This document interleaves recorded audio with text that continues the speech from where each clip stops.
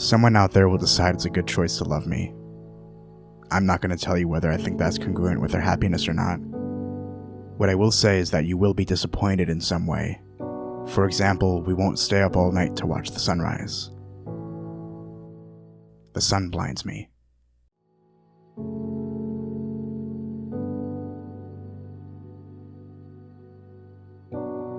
I was born, like most people, beneath blinding lights, thrust into a world that was huge and boundlessly intimidating. The only difference for me is that the lights never stopped being blinding, and the color never came into view.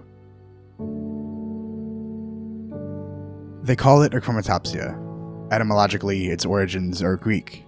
A for without, chroma for color, and opsia for vision. Without color vision, though there is much more to this condition than meets the eye. Achromatopsia is characterized by a lack of functioning cones in the retina, cone cells being the photoreceptors that are responsible for color vision. They also provide the means to effectively filter light based on intensity. This is the reason your pupils dilate or constrict depending on your surroundings. Once you remove the cones or their ability to function correctly, the pupils remain rather wide or can react oppositely to what is expected. This can be a rather alarming symptom to the uninitiated, as this can be a sign of significant brain trauma, tumor, or stroke. The tangible experience of this when exposed to bright light is whiteout. I'd like to set the scene for likely the closest analog a non-sufferer would experience. Imagine it's the middle of the night, it's pitch black in your house, and you wake up to go use the bathroom. You switch on the bathroom light and your eyes become overwhelmed and you're blind for a moment, only seeing white. That's what I would experience perpetually should I walk outside during the day without my specialized sunglasses. There is also the fact that I can't see color at all. I am completely colorblind. I only see in shades of black, white, and gray. Or at least that's the only comparison that can be made, because that's what makes sense to you. But that's more going into a philosophical view on the matter. All of this is to say that I'm not normal.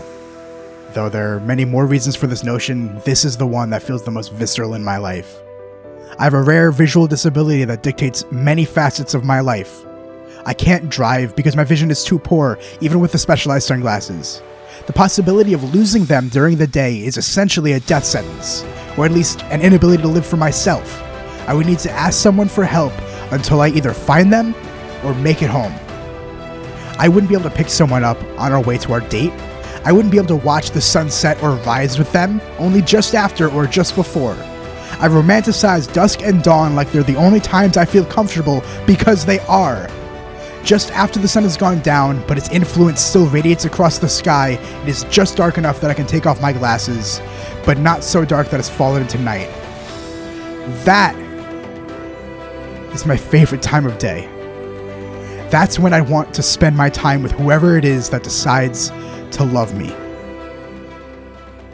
I experience the world inherently differently than pretty much anyone else, other than people that also have achromatopsia. But it's still lonely. After all, when I describe the lack of color vision, I simply state 3 names that mean nothing to me. Just names.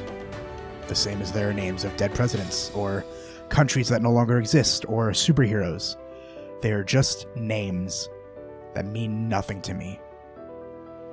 Yet I still speak them because I find myself colorless in a colorful world. Someone out there will decide it's a good idea to love me, although they will be disappointed, because while they're watching the sunset, I'll only be watching them, and I suppose that's gonna have to be good enough.